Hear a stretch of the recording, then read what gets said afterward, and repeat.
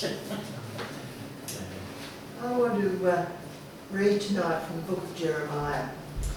I love Jeremiah. I reckon if Jerry and I had been around at the same time, we would have been good mates. Because I just kind of get him. And I think he would kind of got me. He's not one of these perfect prophets up there on a pedestal that you admire from a distance but you wouldn't dare go near. He's human, he's raw, he doesn't always have the answers, and he has lots of questions. And at this time, just giving a bit of background, after Solomon, the kingdom of Israel had been divided in two. So there was the northern kingdom, which was Israel, and the southern kingdom, which was Judah. And Jeremiah was a prophet to Judah. And he had been telling them that God was going to cause the Babylonians to come against them. They would be taken captive off into Babylon. God had just had enough of them. They'd had warning after warning after warning after warning, up to the extent of their northern neighbours, Israel, being attacked by the Assyrians and scattered. They still didn't get it. And so God said, that's it. No more warnings. It's going to happen. Nothing's going to change it. It's settled. In fact, it was so settled that God actually said to Jeremiah, don't you dare pray for these people, because I won't listen. How many of you know when God says don't pray for a situation, things are pretty dire? And in the middle of all that, God says to Jeremiah, I want you to go and buy a field. And you're to have it properly witnessed, the deed properly signed, all the T's crossed, all the I's dotted. And then you're to take that deed and you're to put it in a vessel and seal it up so that it will stay. Because the people are coming back. Once again, fields and houses will be bought and sold in this land. And that's the point that Jeremiah's up to. He's just done that, and then he comes up with this prayer. Ah, Sovereign Lord. Now, this is in Jeremiah 32, verse 17, by the way. Ah, Sovereign Lord, you have made the heavens and the earth by your great power and outstretched arm. Nothing is too hard for you. You show love to thousands, but bring the punishment for the parents' sins into the laps of their children after them. Great and mighty God, whose name is the Lord Almighty. Great are your purposes and mighty are your deeds. Your eyes are open to the ways of all mankind. You reward each person according to their conduct and as their deeds deserve. You performed signs and wonders in Egypt and have continued them till this day in Israel and among all your mankind, and have gained the renown that is still yours. You brought your people out of Israel out of Egypt with signs and wonders and a mighty hand and an outstretched arm and with great terror. You gave them this land that you swore to give to their ancestors, a land flowing with milk and honey. So far he's saying all the right things, isn't he? God, you're a great God. Nothing's too hard for you. Everything's wonderful. Then we get to verse 24. See how the siege ramps are built up to take the city? Because of the sword, famine, and plague, the city will be given into the hands of the Babylonians who are attacking it. What you've said will happen, has happened, as now you see. And though the cities will be given into the hands of the Babylonians, you, Sovereign Lord, say to me, buy the field with silver and have the transaction witnessed. It's like, he said all the right things, but then but God, can't you see what's happening? Can't you see the Babylonians right here at our door? Don't you know what's going on, God? Look, I know you're a great God, but this lot's too big even for you. Aren't we like that sometimes? We say all the right things. We declare God's goodness, God's power, God's greatness, all the rest of it. But underneath, we're going, but God, haven't you seen this cancer? Haven't you seen this threat of bankruptcy?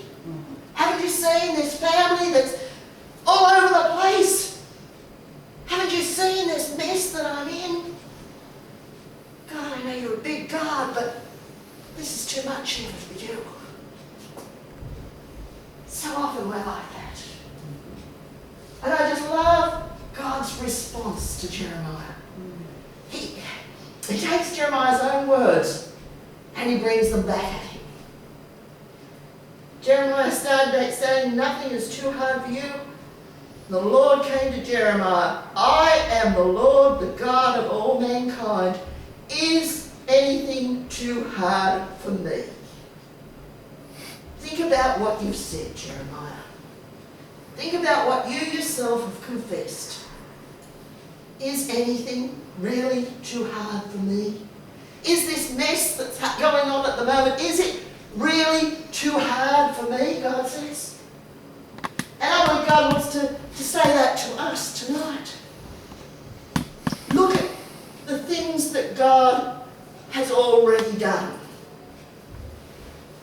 You know, scientists tell us that the universe began with a big bang. Well, in one sense they're right. Let me tell you what it was like. One day God said, I think I'd like a universe. Let there be! And hey presto, there was a universe. And it wasn't little. I know I shared this at church the other day. The ones that were there, I don't apologise, it just fascinates me. The scientists tell us that what we know of the universe is so big that it would take light 93 billion years to travel from one side to the other. Light travels at 186,000 miles per second. You can work out the maths on that if you want to. For me, I'm happy to just say that's an awfully big distance. We look up at our sky at night. If you can get away from the street lights and everything and a clear night, there's this great swathe of stars across the sky that's almost like a cloud. That's our Milky Way, our galaxy. But our galaxy is just one of billions of galaxies. And within our galaxy there are billions of stars. And it all came about because God said, let there be. If God could do that, isn't he big enough to deal with your situation? And it wasn't just random. He didn't just chuck them out there like a dog's breakfast. It's got order. It's got design. You know, the moons circulate around planets. Planets orbit around suns.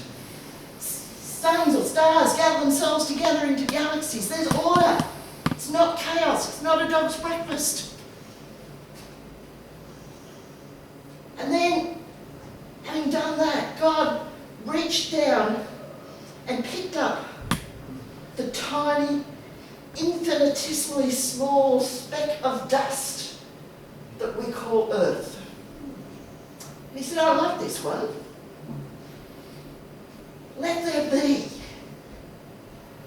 And what had been just a glob of revolving mud, basically, divided itself into land and seas and rivers and lakes.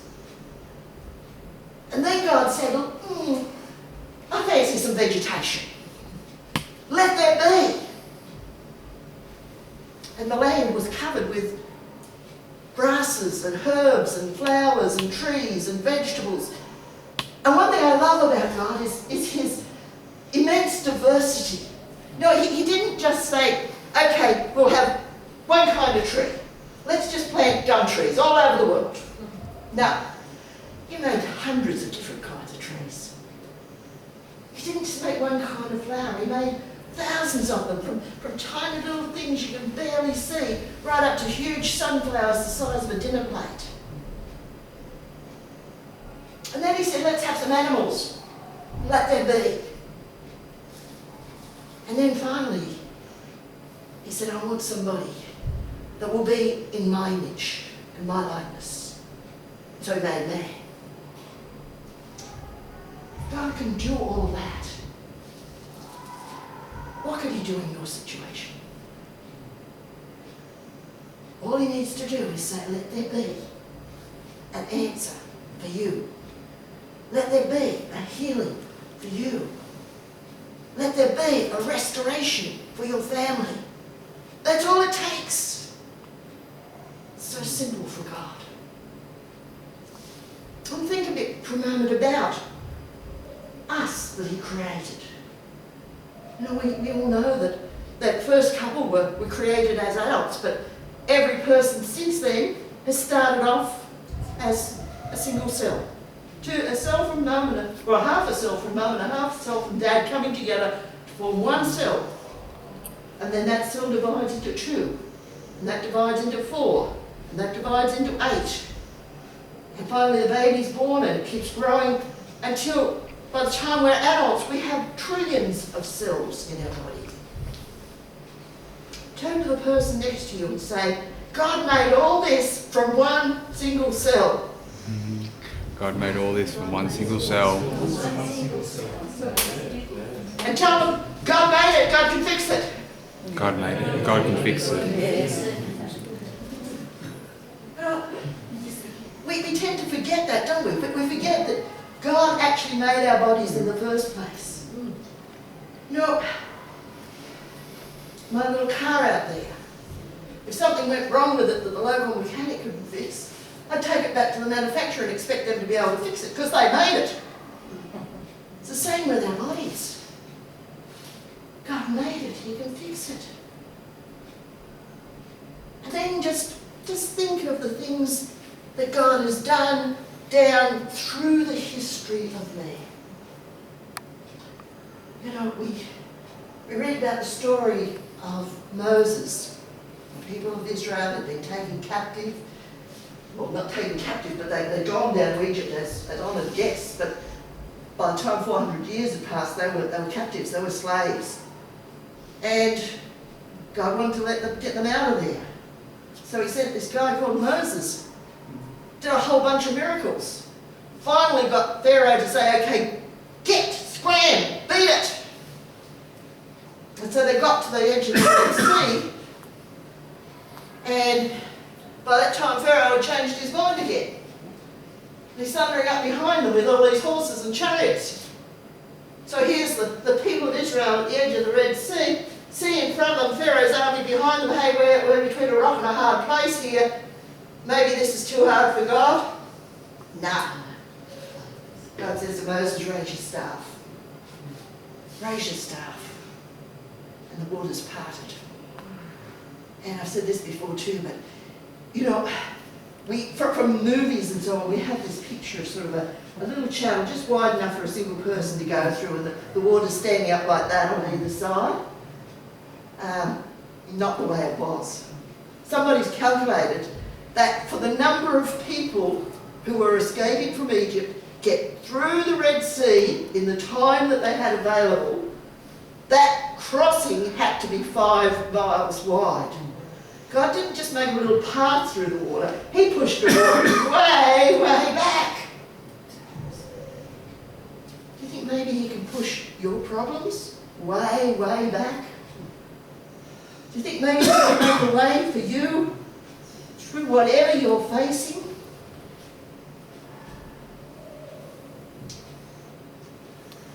Come forward a bit into the time of Elijah.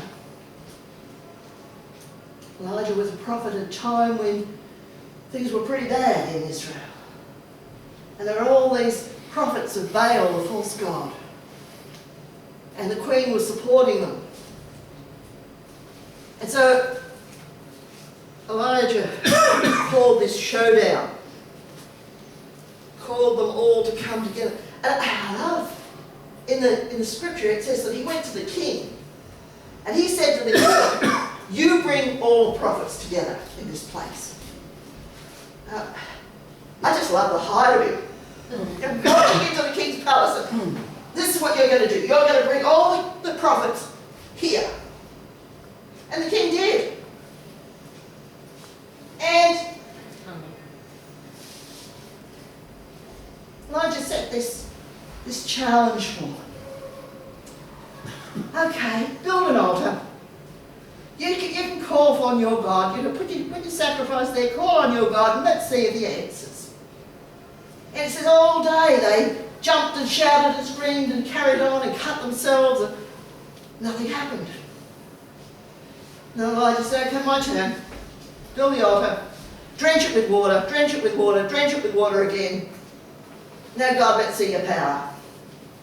And you read in Scripture, his prayer was so simple, so basic, so straight to the point, and zap.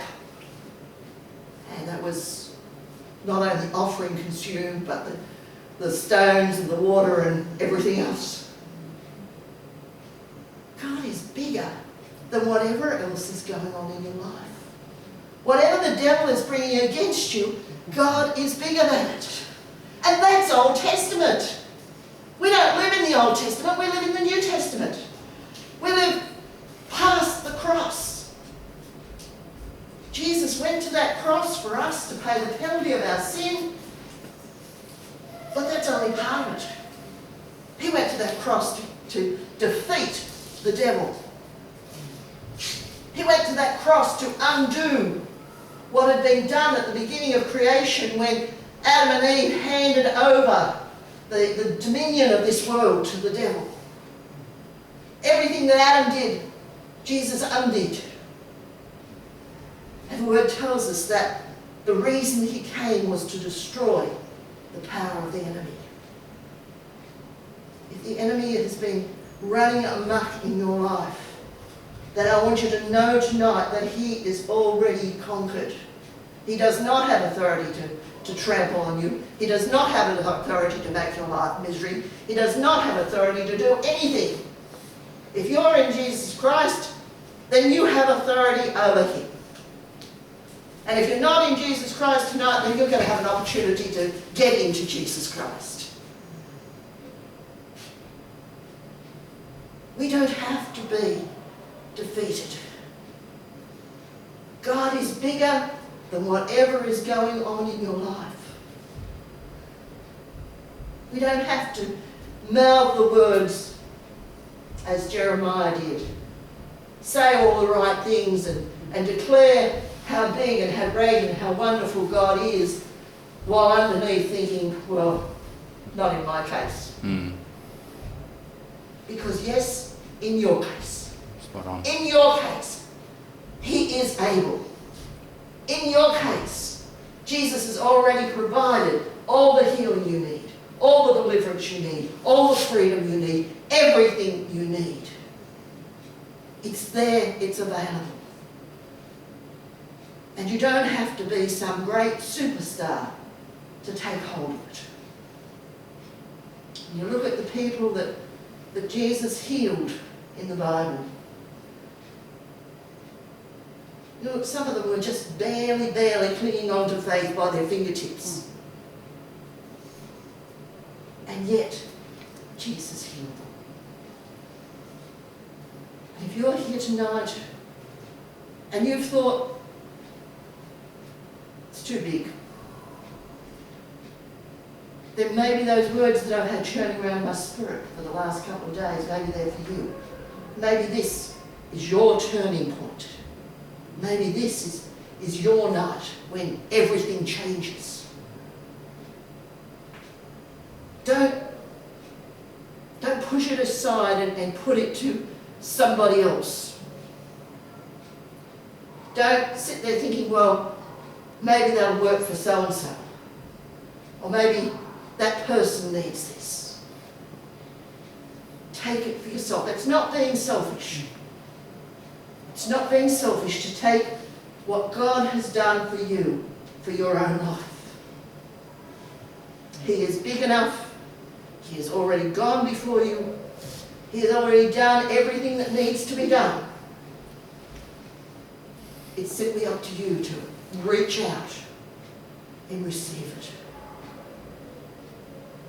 He won't force it upon you, but he will give what you come and ask for. And I love about Jesus, one of the many things I love about Jesus, when he was on earth, he didn't heal everybody in town. He didn't go into the hospital and empty the place. He didn't go into the cemetery and empty the place.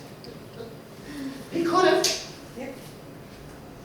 but he did heal everyone who came to him and asked in faith, or everyone who was brought by the faith of somebody else.